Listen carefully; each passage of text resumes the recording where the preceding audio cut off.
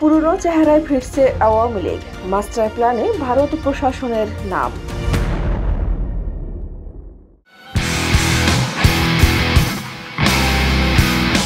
দীর্ঘ 15.5 বছরের একচ্ছত্র শাসনের পর 2024 সালের 5 অগস্ট ঢাকার রাজপথে গণ অভ্যুত্থানের মুখে ক্ষমতাচ্যুত হয় আওয়ামী লীগ।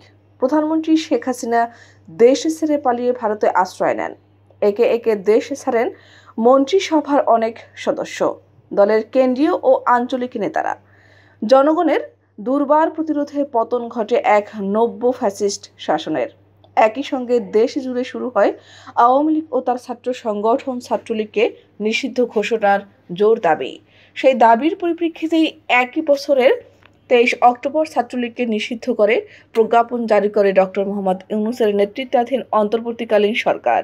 কিন্তু অবাক করা বিষয় হলো, আওয়ামী লীগের নিষিদ্ধকরণ এখনো ঝুলে আছে, যেন একটি অদৃশ্য শক্তির ইচ্ছাতেই থেমে আছে বিচার ও শুদ্ধি অভিযানের ধারা। আর এই সুযোগ কাজে লাগাচ্ছে আওয়ামী লীগ।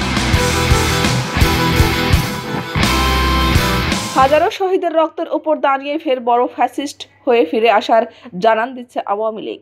এমনকি এখন তারা দেশের মধ্যে সংগঠিত হতে শুরু করেছে। মাঝে মধ্যে রাজধানী ঢাকা সহ দেশের বিভিন্ন স্থানে ঝটিকা মিছিল করছেন তারা। প্রকাশ্যে সমাবেশ করার প্রস্তুতি নিতে গোপনে জড়ো হচ্ছে।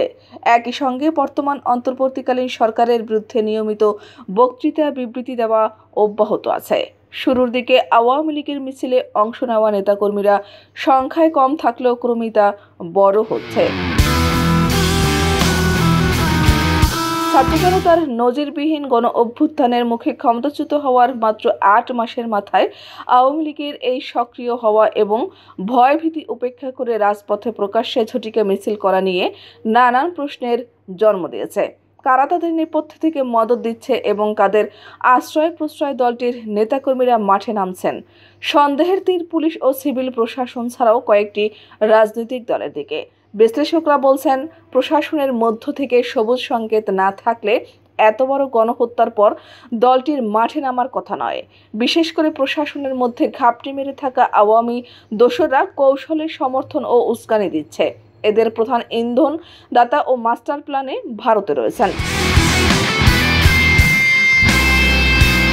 এছাড়া কেউ কেউ মনে করেন, রাজনীতিতে তৃতীয় বিকল্প শক্তি ঠেকাতে যারা ইনক্লুসিভ নির্বাচন করার শর্ত দেওয়া ছাড়াও নানাভাবে বয়ান তৈরি করছে, তাদের পর্দার আড়ালে সমর্থন দিচ্ছে রাজনৈতিক দলের কেউ কেউ।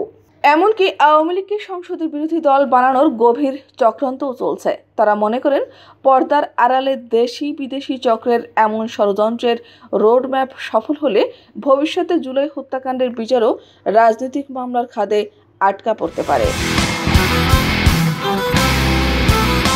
সংশ্লিষ্টরা বলছেন, সময় থাকতে সতর্ক না হলে এবং দ্রুত আওয়ামী লীগকে নিষিদ্ধ করা না হলে ক্ষমতাচ্যুত এই দলটির নেতাকর্মীদের এ ধরনের অপতৎপরতা বাড়তেই থাকবে। ফলে নির্বাচনী তফসিল ঘোষণা হলে আওয়ামী লীগ পুরনো চেহারায় ফিরে আসবে। ফের অশান্ত হবে দেশের রাজনৈতিক পরিস্থিতি। পরবর্তী সময়ে যার খেসারত দিতে হবে পুরো জাতিকে।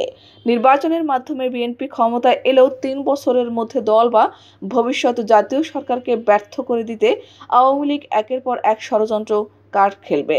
আওয়ামী লীগকে মাঠে নামানোর পেছনে দেশি বিদেশি চক্র মাস্টার প্ল্যান তৈরি করছে। ভবিষ্যতে আওয়ামী লীগকে রাজনীতি ও সরকারে পুনর্বাসন করতে কতগুলো বিকল্প প্ল্যান নিয়েও তারা ব্যস্ত সময় পার করছে, যারা কাজে লাগাচ্ছে প্রতিটি মুহূর্ত। রাজনৈতিক বিশ্লেষকরা অনেকেই বলছেন, পার্শ্ববর্তী দেশ ভারত পুরো মাত্রায় আওয়ামী লীগের পাশে রয়েছে। দলটির নেতাকর্মীদের নানাভাবে সাহস এবং শক্তি যোগাচ্ছে দেশটি। এর বাইরে দেশি বিদেশি শক্তির অনেকেই গোপনে আওয়ামী লীগের নেতাকর্মীদের সঙ্গে এক ধরনের সখ্য করে তুলেছেন। এছাড়া আওয়ামী লীগের নেতাকর্মীদের দিয়ে দেশকে অস্থিতিশীল করে তুলতে তাদের পেছনে বিপুল পরিমাণ কালো টাকা সহ আর্থিক বিনিয়োগ করা হচ্ছে বিদেশের মাটি থেকে।